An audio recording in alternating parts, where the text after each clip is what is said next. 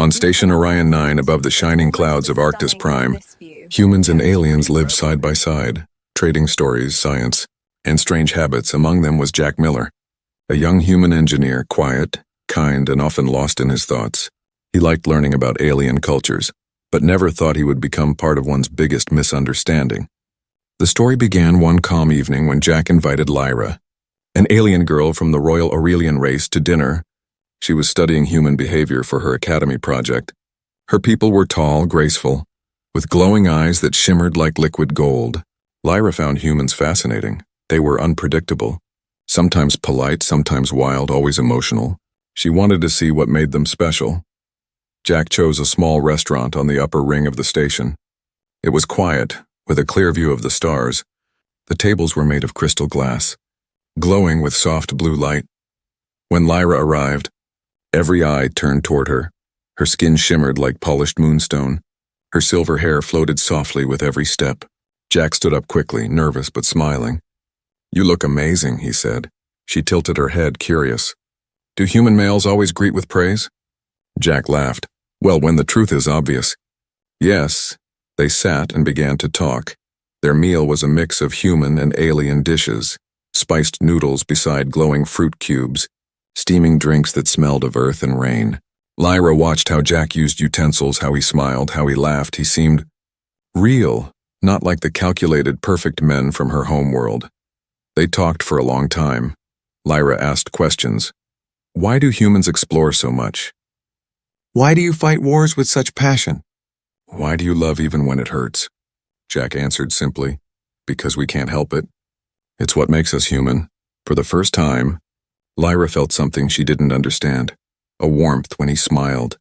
A strange flutter when he looked into her eyes. When the plates were empty, Jack leaned back, checking his small wrist device.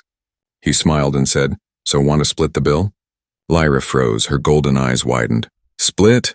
she repeated slowly, as if she had heard something unbelievable. Jack nodded, casual. "Yeah, we each pay for our part." Fair and simple.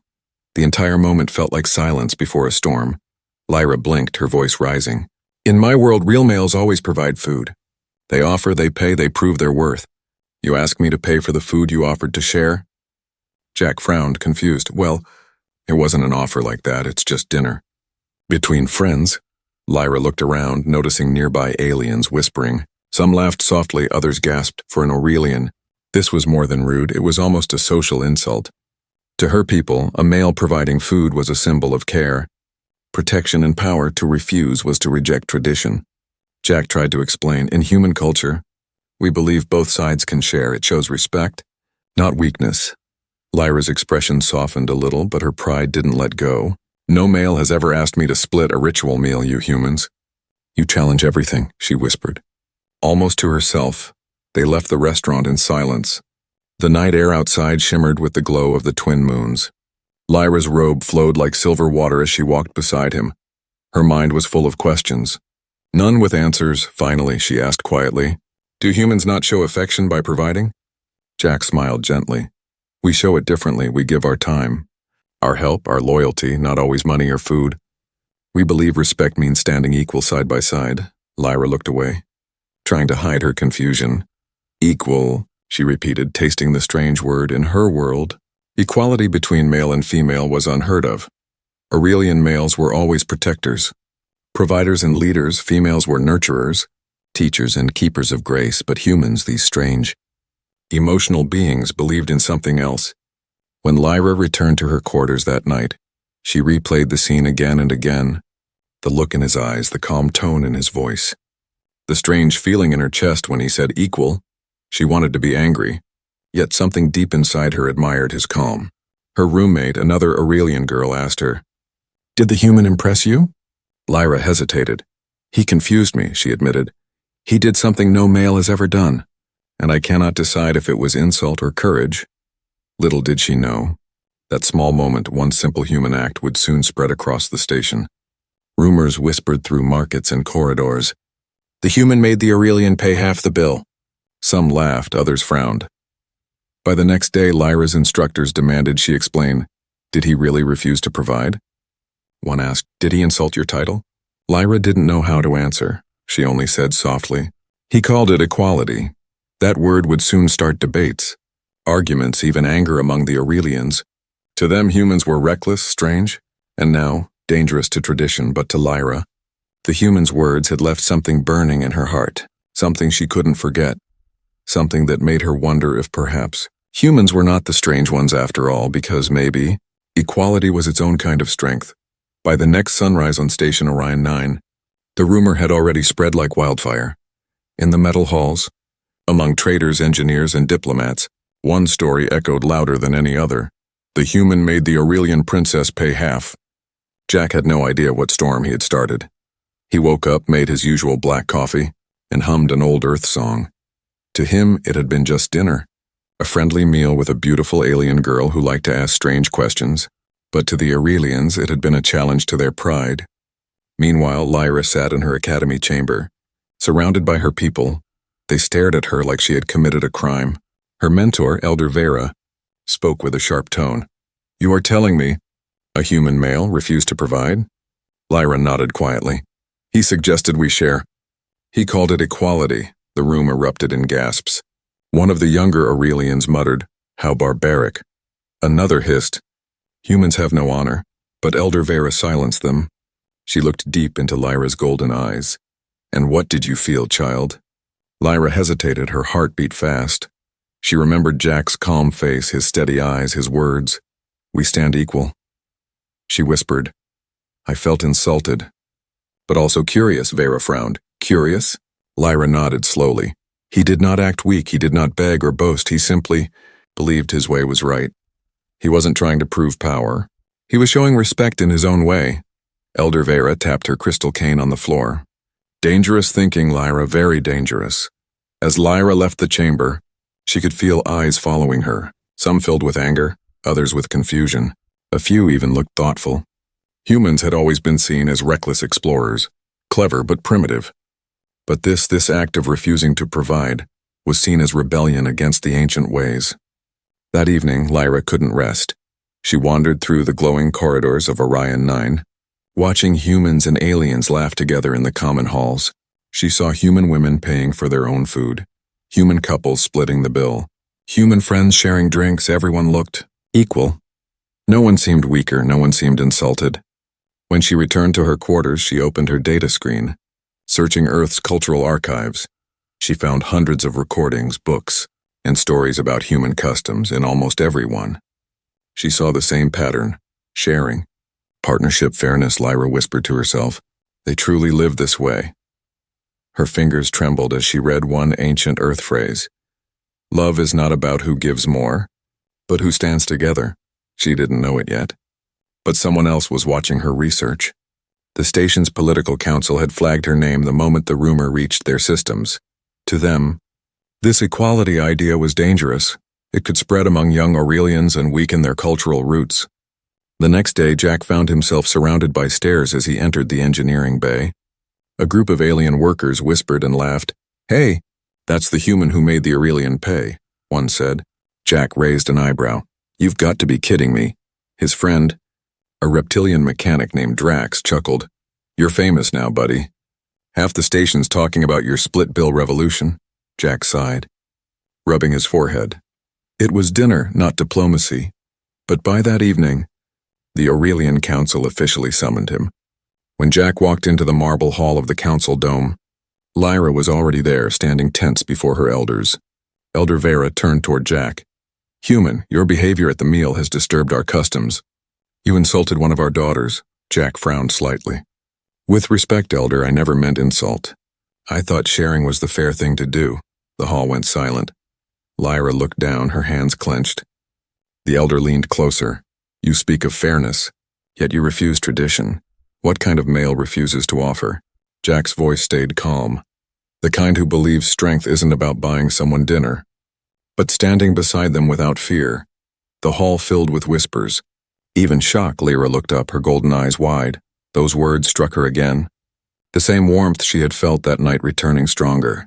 Elder Vera stared at Jack, unsure how to reply. No one had ever spoken to her like that. Finally, she said, "You humans have strange pride," Jack smiled faintly. "Maybe, but it's ours." Lyra felt a strange pride for him too, though she didn't understand why. She realized he wasn't being arrogant. He was being honest for the first time. She saw that humans didn't follow customs to impress others. They followed their hearts after the meeting.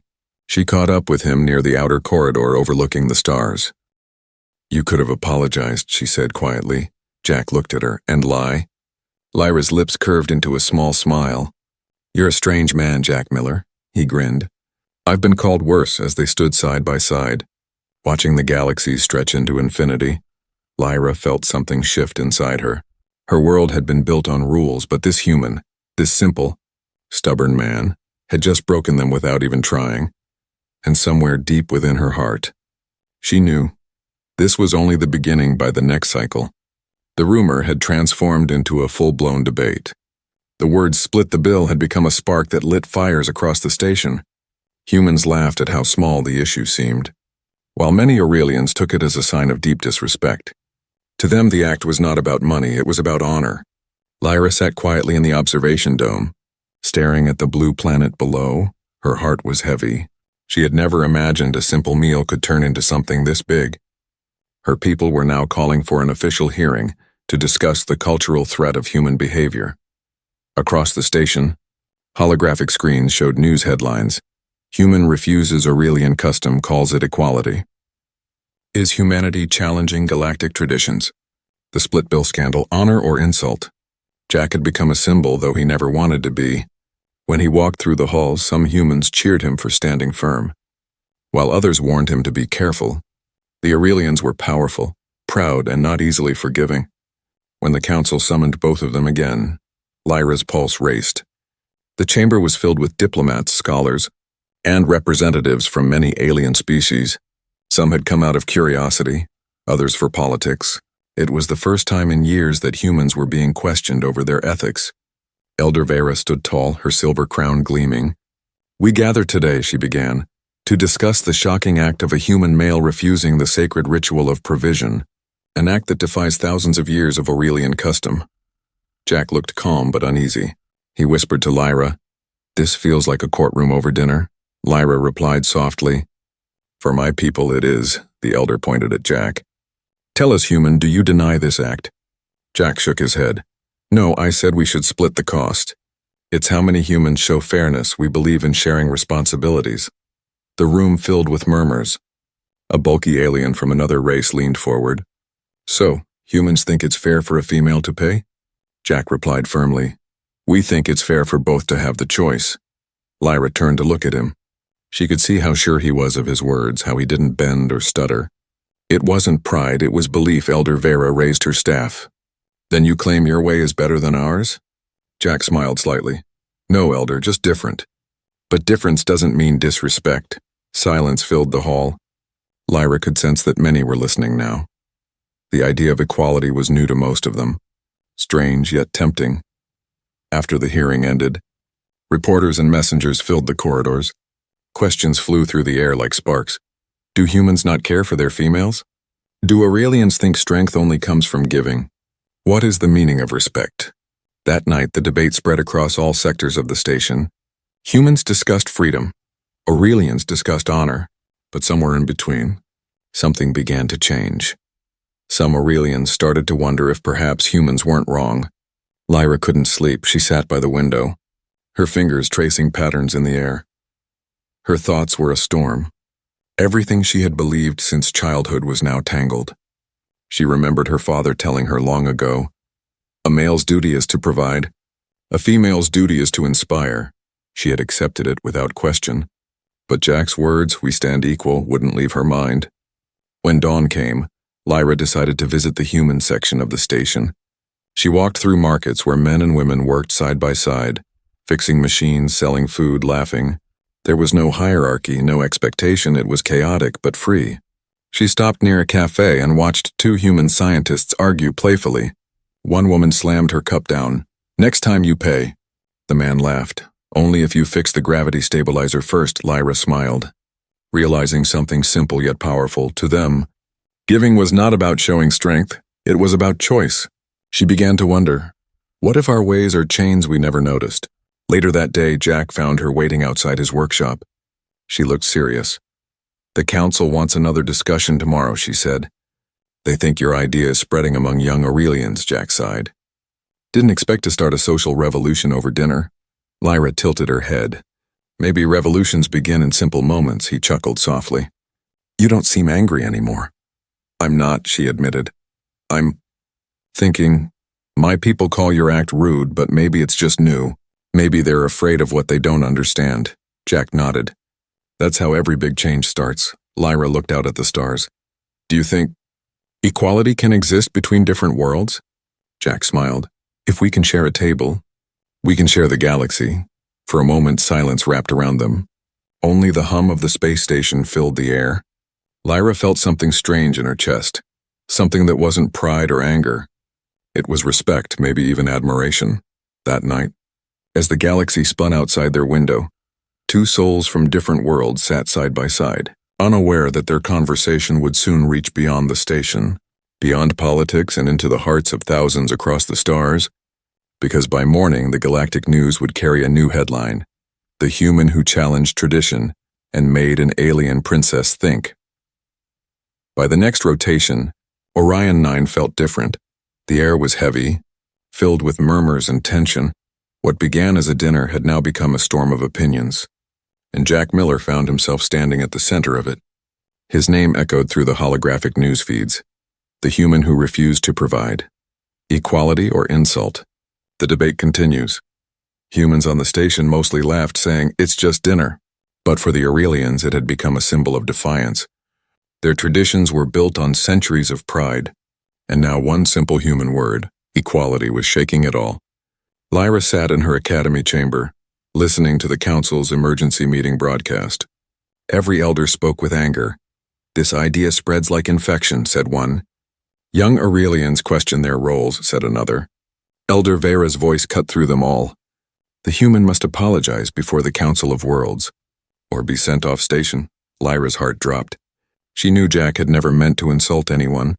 He had only acted according to his own culture. But the Aurelians saw it differently, and now his entire species might face blame. That evening, Lyra found Jack in the human quarters. Fixing a repair drone, his sleeves were rolled up, a streak of grease on his arm. He looked calm, as if nothing around him mattered. You're in danger, she said quietly. Jack looked up, half smiling. Again? What for this time? Lyra crossed her arms, her silver robe glowing under the workshop lights. They want you to apologize before the Galactic Council, or they'll demand your removal. Jack wiped his hands on a cloth. For splitting a bill? Lyra's tone was sharp. For challenging their pride, Jack sighed, sitting on a metal crate. You know I didn't mean to, right? It's just who we are. We share things. We don't own people. Lyra looked at him for a long moment. That is what they fear most, she whispered. The idea that a female might not need to depend on a male. The words hung between them like static. Later that night, outside the station's glass dome, protesters gathered, both Aurelians and humans. On one side, Aurelians held glowing signs that read, "Tradition is honor, and males provide, females respect." On the other, humans carried digital boards flashing, "Equality is strength," and "Partnership, not power." The crowd grew restless, voices rising, drones recording every moment for galactic news. Security bots floated overhead, warning everyone to stay calm. Lyra stood at the observation deck above the crowd, her golden eyes filled with sadness. She had never seen such division before, all because of one simple act, sharing a meal. Jack joined her, leaning against the rail. Quite a mess, he said quietly. It's worse than that, she murmured. The council plans to use this as proof that humans are too wild to be trusted with diplomacy. Jack gave a small laugh. We cause revolutions even when we're eating. Lyra didn't smile. This isn't funny, Jack. They want to make an example of you. He turned serious. Then I'll speak for myself. You'll make it worse, she warned. They'll twist your words. He met her gaze, his voice calm but firm. Then I'll choose them carefully. The next day, a hearing was broadcast live to millions across the system. Jack stood before the Aurelians, Lyra beside him. The chamber glowed with cold blue light. Filled with tension, Elder Vera spoke first. Human, you've spread chaos. Our youth question our ways. You must repent and promise never to insult our customs again. Jack took a breath. I never meant to insult anyone, he said. But if equality causes chaos, Then maybe chaos is needed. Gasps filled the chamber. Lyra's heart raced. Elder Vera's eyes flared. You speak boldly for someone standing before judgment, Jack continued. You call it an insult that I treated her as my equal. But where I come from, respect means standing side by side, not above or below. The words echoed through the hall, and even those who hated him couldn't ignore the quiet strength in his tone. Lyra felt her chest tighten. His courage was dangerous but beautiful. When the hearing ended, the council gave him one final warning. One more act of defiance, and you'll be exiled from Orion-9. Outside, the crowds roared louder than ever. Some cheered him as a hero. Others cursed his name. The air was electric with anger and awakening. That night, Lyra found herself pacing in her room. Her reflection in the mirror looked different now, less certain, more alive. She could hear her father's voice in her mind. Real males provide, Lyra. Never forget that. But then Jack's words echoed over it. Respect means standing side by side. Tears welled in her eyes. How can both be right? She whispered to herself. A soft beep interrupted her thoughts. A private message on her console. It was from Jack, just 4 words. Meet me at sunrise. She hesitated, then pressed accept as the twin suns began to rise over Arctis Prime, casting gold and silver light across the station. Lyra walked toward the outer observation bay. She didn't know what Jack wanted to say, but deep down, she felt it. Something was about to change. Something far bigger than tradition or culture. Because somewhere in the heart of that rising storm, 2 souls from different worlds were about to discover what it truly meant to understand each other. The twin suns of Arctis Prime rose slowly over the horizon, painting the silver clouds beneath Station Orion-9 in hues of gold and pink. The light spilled through the transparent dome of the observation deck where Jack waited. His hands were buried in his jacket pockets, his reflection staring back at him in the glass. He wasn't a soldier, not a hero, just a man who had unknowingly shaken a world built on rules. The doors slid open with a soft hum. Lyra stepped in, her robe catching the sunlight. She looked tired but calm, her golden eyes glowing faintly. For a long moment, neither spoke. The silence between them carried the weight of everything that had happened. You came, Jack said softly, turning to face her. Lyra nodded. The council forbade me from meeting you. They said you're dangerous, Jack smiled faintly. I seem to have a habit of upsetting people. Lyra walked closer. Stopping beside him at the edge of the dome, below them ships moved in neat lines, the planet's light shimmering off their hulls. Do you realize what you've done, Jack? She asked. The word you used, equality, it's spreading. Young Aurelians are questioning traditions for the first time. Jack looked out at the stars. I didn't plan this, Lyra. I just thought we could share dinner like friends. That dinner might start a revolution, she whispered. My people don't change easily. He turned toward her, his tone gentle but steady. Then maybe they need someone brave enough to ask why. Lyra stared at him. Her heart caught between fear and admiration. You think bravery can fix centuries of tradition? Jack shrugged. Maybe not, but it can start the first crack. The suns rose higher, filling the dome with warm light. Lyra's silver hair shimmered as she watched him. She had seen strong Aurelians before, commanders, leaders, warriors, but none had spoken with such quiet conviction. It wasn't dominance. It was something deeper, something that pulled at her in ways she couldn't explain. After a while, she spoke again, her voice trembling. They want to send you away, Jack. Exile you from the station. They believe your words will poison the youth. Jack exhaled slowly. I figured that was coming. You're not fighting it? She asked, surprised. He shook his head. I didn't come here to fight a culture. I came here to work, to live peacefully, but if peace means silence, then maybe I don't belong here. Lyra's throat tightened. You don't deserve exile. Jack looked at her gently. Neither do you deserve punishment for listening to me. For a moment, her composure cracked. They've already questioned my loyalty, she admitted. They said I've been human-influenced, that I speak like you now. Jack chuckled softly. That's a new kind of crime, but Lyra didn't laugh. They could take my position, maybe even send me back to Aurelian Prime for re-education. Jack turned to her, serious now. Then you have to choose, Lyra, between what they want you to be and who you're becoming. Her heart pounded. And what if I don't know who that is? Jack smiled sadly. Then start by being honest. Lyra looked at him, her voice barely above a whisper. I don't want you to leave. Those words hung in the air. Soft yet powerful. Jack froze, meeting her eyes. "Lyra," he began, but she shook her head. "I don't care what they say," she continued. "I want to understand. I want to see the world the way you do. Even if it's different, even if it's wrong by my people's standards." Jack took a slow breath, stepping closer. "Then come with me," he said quietly. Her eyes widened. "What?" "If they exile me, I'm heading to the outer colonies.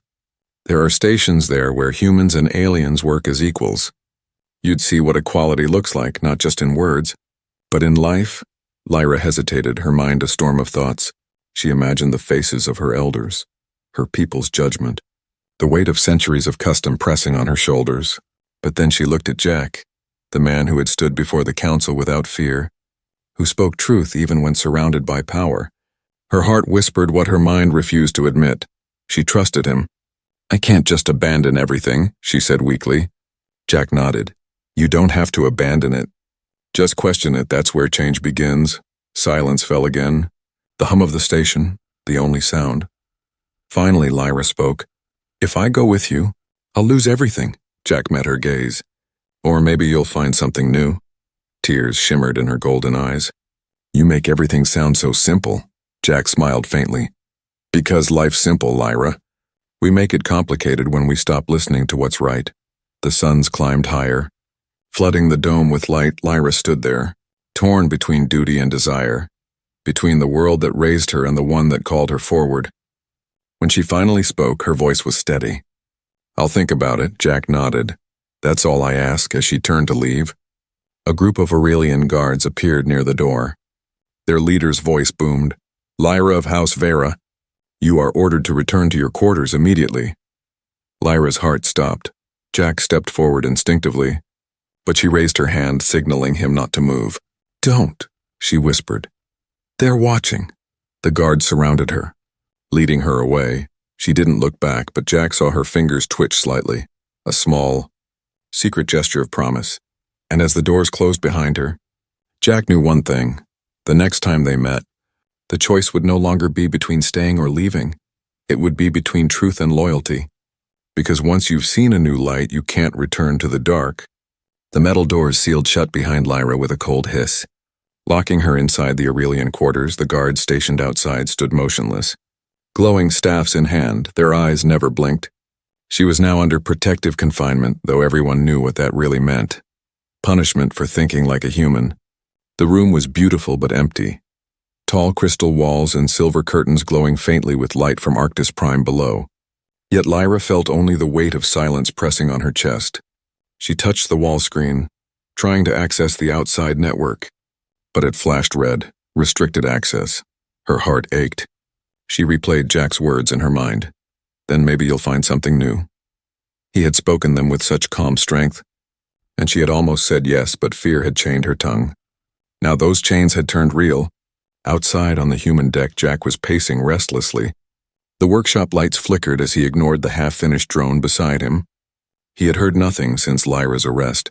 No messages, no news, just silence. He clenched his fists, knowing the Aurelians would not forgive defiance easily.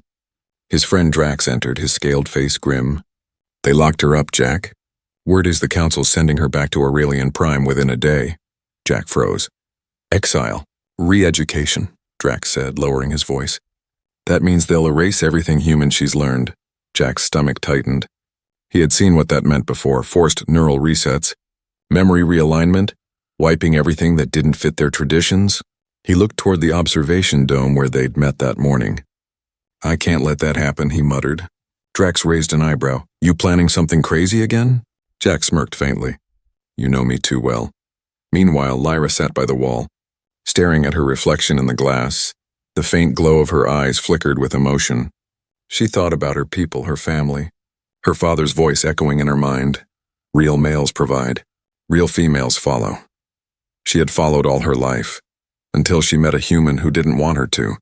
The sound of a soft tap on her wall interrupted her thoughts. She turned sharply, her pulse racing. Another tap, this time near the corner. Then a faint whisper came through the ventilation panel. "Lyra, it's me," her breath caught. "Jack?" She whispered, hurrying closer. "Keep your voice down," his muffled voice said. "I found a maintenance vent that connects to your quarters. I can get you out." But you'll have to trust me. Lyra pressed her hands against the wall, her heart racing. They'll kill you if they find you here. Jack chuckled softly. Then we'll make sure they don't. For a long second, Lyra said nothing. Her whole life she had obeyed the system. Rules, ranks, rituals, but now, one voice whispered louder than all of them. And it was human, finally, she whispered. Tell me what to do. Within minutes, the vent panel slid open. Jack's hand reached through the narrow gap. She gripped it tightly, her fingers trembling. He pulled her through carefully. The tunnel was dark, narrow, and cold. The hum of the station vibrated through the metal. Follow me, Jack said quietly, crawling ahead. Security patrols rotate every 7 minutes. We've got 5 to reach the lower bay. Lyra's heart raced as they moved. The tunnel opened into a small service deck overlooking the hangar. Below them, ships rested like sleeping beasts, guarded by drones that floated silently. Jack pointed to a small cargo shuttle. That one's mine, it's old. But fast enough, Lyra looked at him. If we leave, there's no going back, Jack met her gaze. You already left when you started thinking for yourself. She took a deep breath. Then let's go. They descended the maintenance ladder quietly. Keeping to the shadows, every sound felt like thunder. Every step felt like a heartbeat. As they neared the shuttle, an alarm blared suddenly. Unauthorized movement detected. Jack cursed under his breath. They've spotted us. Guards appeared on the upper balcony shouting commands. Laser lights cut through the air. Lyra grabbed Jack's hand. Go, she shouted. They ran across the platform, the ground vibrating beneath their feet. A drone fired a warning beam that exploded just behind them. Showering sparks, Jack slammed the shuttle's hatch open, pushing her inside. Strap in. The engines roared to life, filling the bay with heat and light. Jack jumped into the pilot's seat, his hands flying across the controls. Hold on! The shuttle lifted, shaking violently. Alarms screamed around them. Unauthorized vessel, halt immediately, blared the station's automated voice. Jack grinned. Sorry, not today. He hit the thrusters. The shuttle shot forward, smashing through the magnetic field of the hangar bay. A flash of blue energy burst around them as they broke free into open space. Lyra gasped, looking through the window as Orion-9 grew smaller behind them. The stars stretched into bright trails as Jack activated the warp sequence. Her heart pounded with fear and awe. You actually did it, she whispered. Jack glanced at her. No, we did. Lyra looked out at the stars again, tears in her eyes. They'll hunt us, he nodded. Probably. But we'll make it worth the chase. She smiled softly. You're impossible. He grinned back. And you're free. As the shuttle vanished into the glowing sea of stars, Lyra finally allowed herself to breathe. The chains that had held her all her life were gone, replaced by something new, uncertainty, danger, and hope. But deep inside, she knew this was only the beginning, because the Aurelians would not let this go, and the galaxy was about to learn what happens when a single human challenges an empire built on pride. The small shuttle sped through the endless black of space, leaving Station Orion-9 far behind. Stars streaked into long silver lines as the ship jumped into warp. Inside, the only sounds were the hum of the engines and the soft rhythm of 2 hearts that had just defied an empire. Lyra sat by the viewport, watching the trails of light outside. Her robe was torn from the escape, and her silver hair floated softly around her face for the first time in her life. She wasn't surrounded by guards or protocols, only silence, freedom, and a human who had risked everything for her. Jack glanced over from the pilot's seat. You okay? She nodded slowly. I don't know what I am. I feel free. And afraid. Jack smiled faintly. That's usually how freedom feels at first.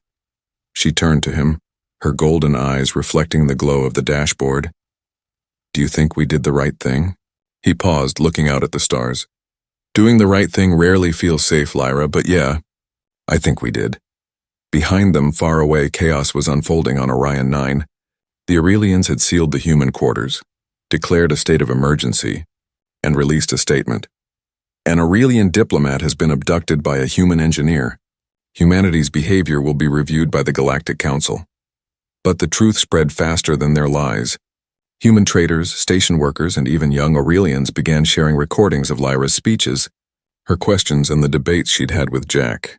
Soon the story reached millions, and the phrase "split the bill" became something far greater. It became a symbol across the colonies. Alien news feeds flashed headlines. Human equality movement inspires Aurelian youth. Lyra of House Vera missing, last seen with human engineer. Tradition versus change, which will survive? In the shuttle, Jack was scanning for safe systems, but his console beeped a warning. They're tracking us, he muttered. Aurelian patrol ships, 3 of them. Lyra leaned forward. How close? Too close, Jack replied, hands moving fast over the controls. They've got better tech, but we've got guts. He diverted power from the life support system into the thrusters. The shuttle shook violently, warning lights flashing red. Hold on tight. Outside, bright blue plasma bolts ripped through space, one grazing their left wing. Lyra grabbed the side handle, her heart racing. Jack, they'll destroy us. Jack gritted his teeth. Not if I can help it. He rolled the shuttle hard to the right. Diving into an asteroid belt, massive rocks spun past them like silent giants. The pursuing ships followed, firing beams that shattered stone all around. Lyra closed her eyes, whispering something in her native tongue, a quiet prayer. When she opened them again, she saw Jack smiling despite the chaos. You're enjoying this? She asked in disbelief. He chuckled. Only a little. A massive asteroid appeared ahead, big enough to hide a small city. Jack steered toward it, then cut the engines. The shuttle drifted silently into a dark crevice on its surface. The power dimmed, sensors went cold. The ship became invisible. Moments later, the Aurelians flew past, scanning but finding nothing. Their voices echoed faintly through the comm intercept. We'll report the sector clear. Continue the search. When their signals faded, Jack finally exhaled. They're gone. Lyra slumped into her seat, laughing softly from relief. You're insane, she whispered. But brilliant, he grinned. I'll take that as a compliment. For a long time, neither spoke. The silence between them wasn't heavy anymore. It was peaceful. Lyra finally said, They'll brand me a traitor. Jack looked at her. Then you'll be a traitor who made history. She smiled sadly. Do you really think one human and one alien can change the galaxy? Jack leaned back, staring at the stars. Change doesn't start with crowds. It starts with 2 people brave enough to say this isn't right.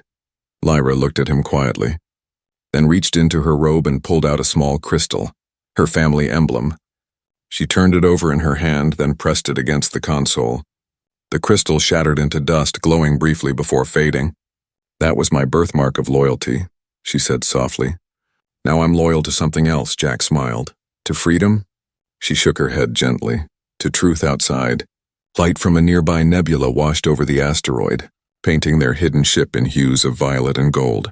It was quiet yet powerful, like a new beginning. Over the next few cycles, the story of their escape spread across the stars. The Aurelian youth began holding gatherings, calling themselves the Equal Dawn. Humans and aliens debated side by side, and for the first time in centuries, traditions began to bend. Even Elder Vera, watching from her high council chamber, couldn't ignore it anymore. She replayed a recording of Jack's words. Respect means standing side by side, not above or below. For the first time, the old leader stayed silent. Back on the shuttle, Lyra and Jack drifted toward the edge of the known systems, a quiet corner of the galaxy where new colonies thrived without ancient rules. Lyra looked out at the endless stars and whispered, Do you think they'll ever understand? Jack replied softly, One day they will, and when they do, they'll realize we didn't run away, we showed them a better way. Lyra smiled, leaning her head gently against his shoulder. Then let the galaxy react, she murmured. Because we're not done yet. The shuttle sailed deeper into the starlit void, carrying 2 rebels, 2 dreamers, and one small idea that had already changed everything, and as the galaxy argued, shouted and awakened somewhere in the dark. A single human and an alien girl watched the dawn of a new era rise, one built not on power, but on understanding, because in the end, humanity hadn't divided the stars. It had taught them to share.